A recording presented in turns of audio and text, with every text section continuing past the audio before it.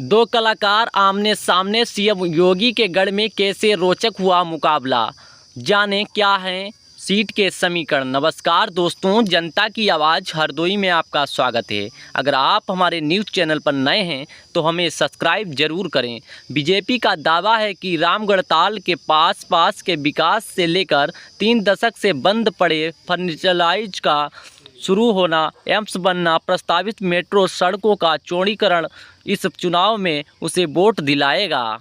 गोरखपुर उत्तर प्रदेश में अंतिम चरण में कुल 13 सीटों पर मतदान होना है। इन 13 सीटों में वाराणसी के बाद अगर सबसे ज़्यादा किसी सीट की चर्चा है तो वो है गोरखपुर। गोरखपुर यानी बाबा गोरखनाथ की धरती, गोरखपुर यानी धार्मिक पुस्तकों के केंद्र, गीता प्रेस का शहर। गोरखपुर आज़ादी के आंदोलन के दौरान भी चर्चा में रहा था। गोरखपुर मुख्यमंत्री योगी आदित्यनाथ की कर्मभूमि रही है।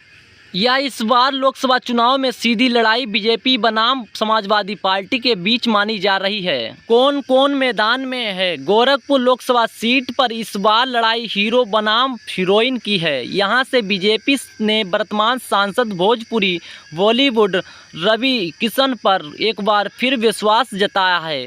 वहीं समाजवादी पार्टी ने भोजपुरी फिल्म कलाकार रही काजल निषाद को प्रत्याशी बनाया है। रवि किशन 2019 में भी बीजेपी के टिकट पर चुनाव जीत चुके हैं। वहीं काजल निषाद ने चुनावी राजनीति की शुरुआत कांग्रेस से 2012 में की थी। इसके बाद वो सपा के टिकट पर विधानसभा और मेयर का चुनाव लड़ चुकी हैं, लेकिन सफलता अब तक हाथ नहीं लगी है। गोरखपुर में गोरक्षा पीठ का महत्व क्या है? लंबे समय से गोरखपुर लोकसभा सीट पर गोरखनाथ पीठ पर लोगों ने अपना भरोसा जताया है। गोरखपुर में 1960 के दशक में गोरखनाथ पीठ के पीठाधीश्वर महंत दिग्विजय नाथ ने चुनाव जीता। इसके बाद 1980 के दशक महंत अवैधनाथ गोरखपुर से सांसद बने और 1990 के दशक में योगी आदित्यनाथ ने अपने संसदीय जीवन की शुरुआत कर लगातार 5 बार चुनाव जीता।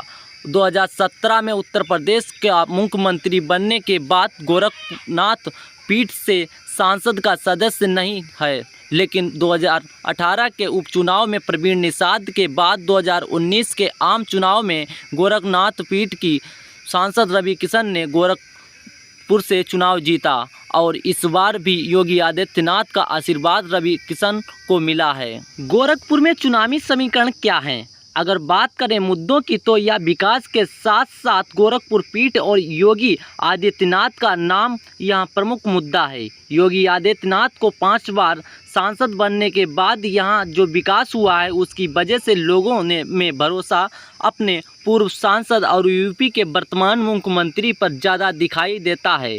बीजेपी का दावा है कि रामगढ़ताल के आसपास के विकास से लेकर 3 दशक से बंद पड़े फर्टिलाइजर का शुरू होना, एम्स बनना, प्रस्तावित मेट्रो सड़कों का चौड़ाकरण, बिजली आपूर्ति में सुधार, शहर का सौंदर्यीकरण यहाँ का चुनाव में प्रमुख मुद्दे हैं।